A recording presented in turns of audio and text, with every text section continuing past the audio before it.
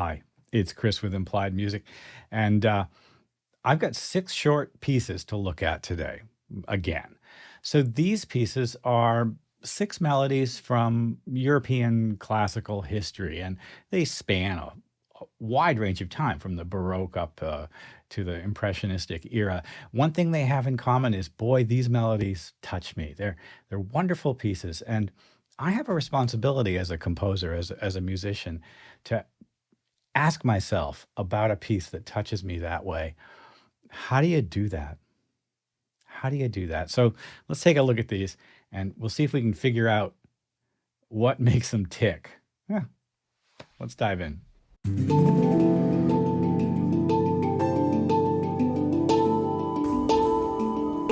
First of all, I'm just so grateful for the way the channel is growing right now. And if this is the second or third video of mine you've seen, and you're getting something out of this work, and I think it's music theory for just musicians who want to learn more about theory just for their own interests, not in an academic way, but in a way that helps them grow their own work, understand what they're doing, maybe understand even other composers' work.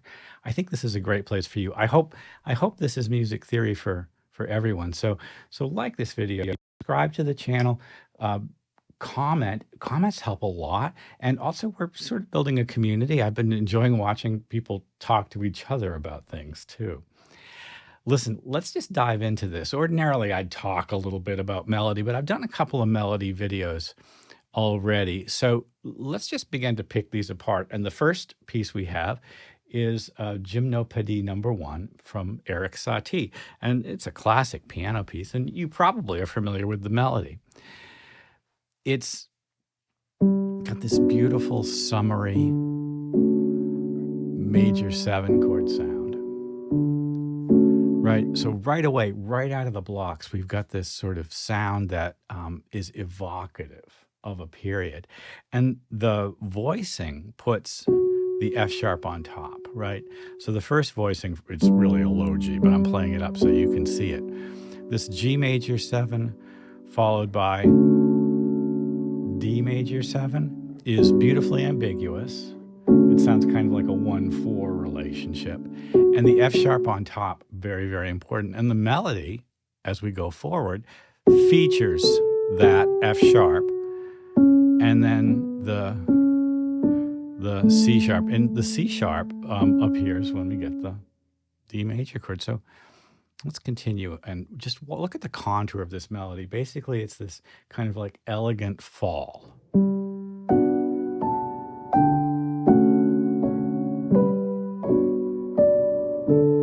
And then here we are in the F sharp, and Satie asks us to sustain it, and I've drawn it out here so that you can see how long it lasts.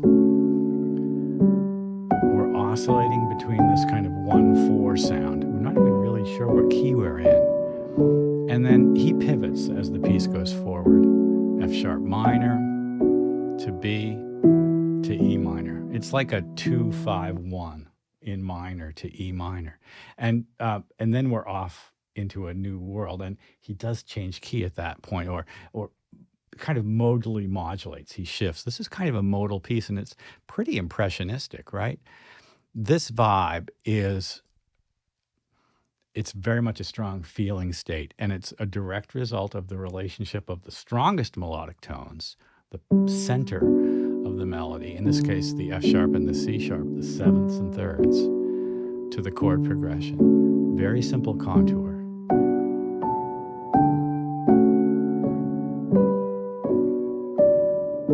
And I will also say that space plays a really important role in this melody. Very patient. We have almost the identical melody repeated until we get to the pivot note. The C sharp is now reframed. The F sharp is reframed. And we wind up on the E. It's worth looking at classical pieces because of the composer's intent and how they use specific melodic tones. If you don't read music, it's totally fine. You can grab standard MIDI files, SMF. They're suffix is .mid from all over the web.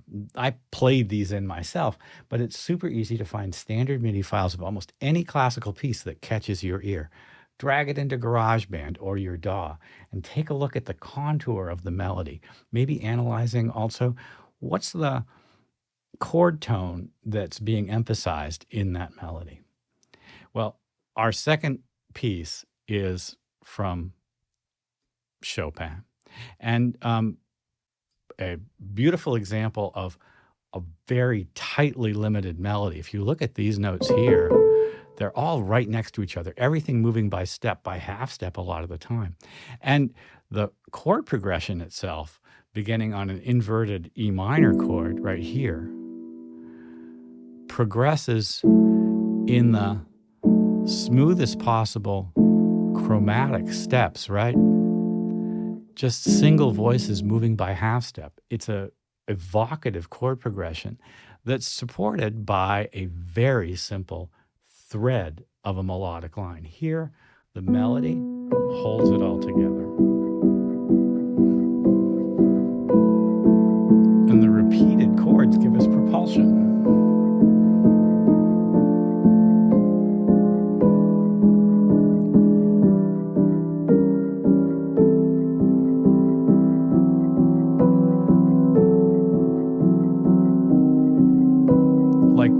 Most tensions and resolutions, everything is resolving down.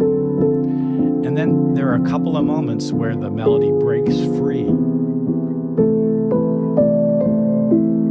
Those beautiful wide leaps. And when we finally arrive down at the 5 chord, the B7 here,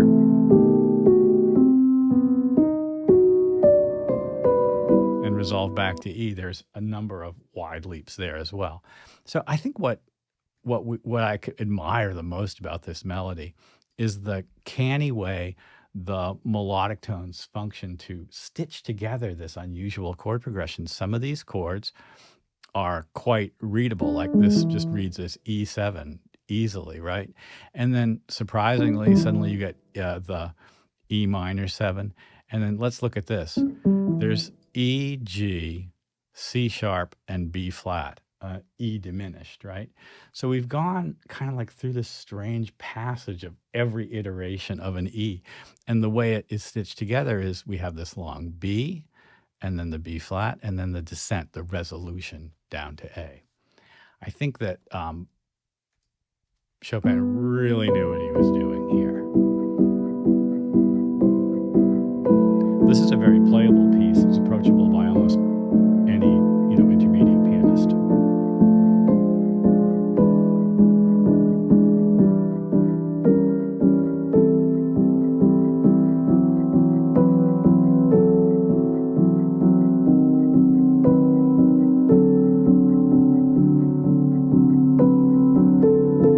The repeated notes sound different when the harmony's different.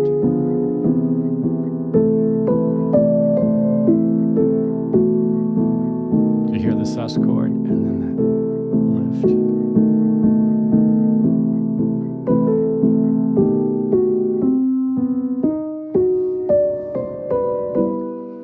Well, Chopin is very, very free, and compare that to this Bach piece. Bach is writing this air on the G string, and the melody is an embellishment of a very formal, structured ground bass.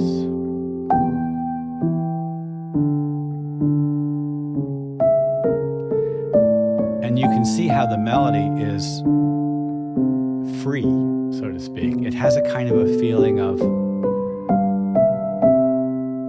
lightness.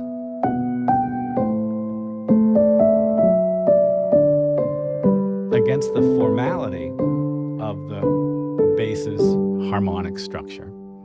And, these were all intended to be like 1-minute shorts or even less. And I would love to play the entire piece. And all of these deserve, their own sort of 10-minute deconstruction. But we're sort of doing half of the melody a lot of the time. Look at this beautiful bass. I love the way sort of it moves. You've got this thing that kind of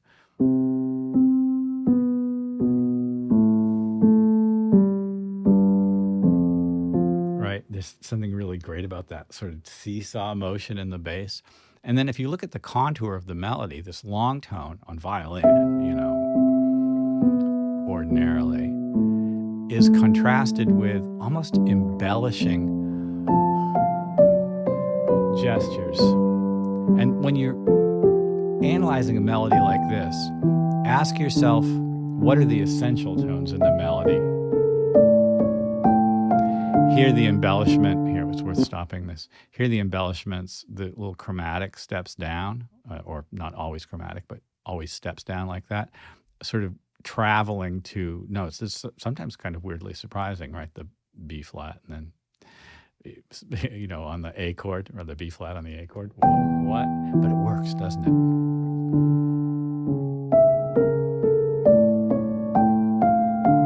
It's like the end of Hey Jude, where you're going down to the chord tones from a half step above. And it happens again, the same thing. It's called a sequence in melody when you repeat something down a scale step.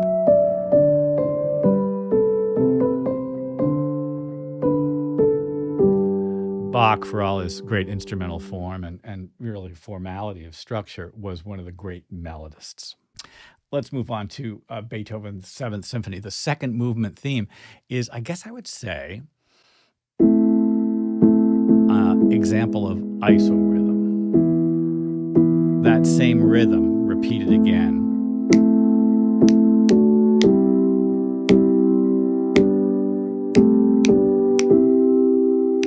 And that repetition builds enormous energy. In fact, over the course of the movement, it gets such weight and grandeur.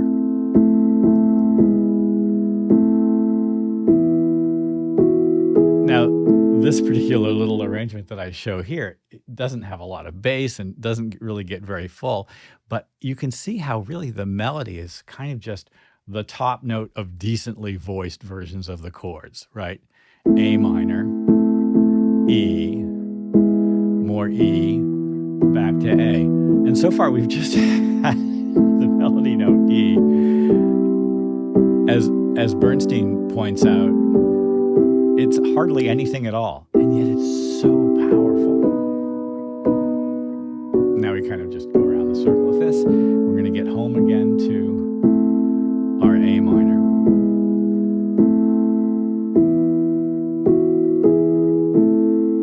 There's just something so beautiful and powerful about that.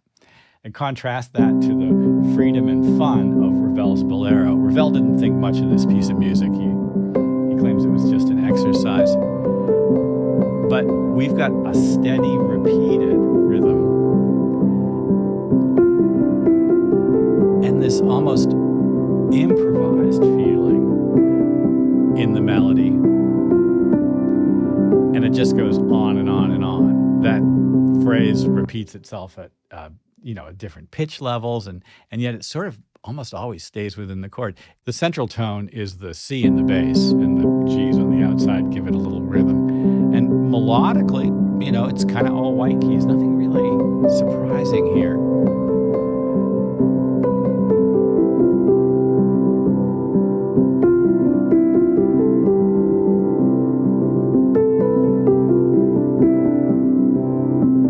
Something about it running around in scale steps is, I think, a really important component. In fact, let's stop this for a second. There's a word that's worth knowing. Once you identify the central tones of a melody, look for embellishments to that melody. Embellishments may be simple, one or two notes, or they may be quite complex, like these scale steps that run up and down. The word I want you to keep in mind is melisma, or melismatic. And you can describe a complicated melody or a piece as melismatic when it adds all these figurations. Some great soul vocalists frequently add scale embellishments to existing melodies. And it's from the Greek word for honey. You're sweetening the melody. Okay, we've made it to our last piece, and this is a traditional English melody. Traditional melodies are great to work with, and if you want to really understand melody, you could do worse than to just figure out what makes the nursery rhymes that you know so deeply tick in your heart. traditional melodies work the same way. Think about how powerful, say, Amazing Grace is, or any of these hymn melodies that you may know. So the melody will be the top voice, and I've created a secondary part, which is almost like a second melody.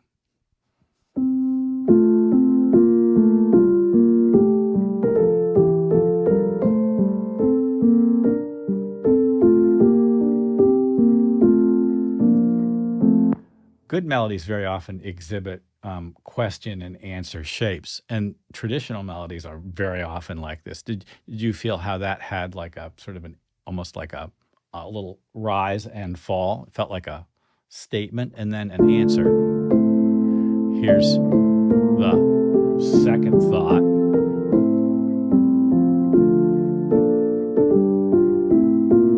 And it ends on the 5 chord, and then back to our original thought. Slightly different harmonization.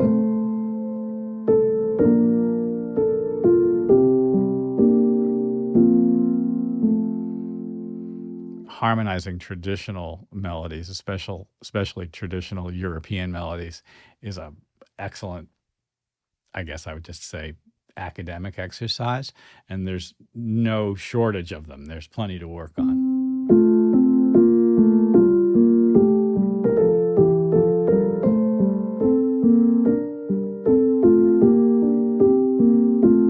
That really should repeat, but let's go to the next section. Now broader.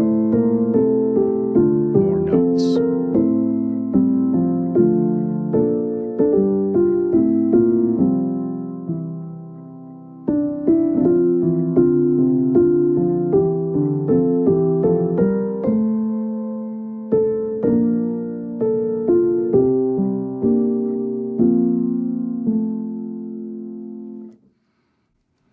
Good melodies have syntax and logic, and traditional melodies exhibit those in spades. They have durability, right?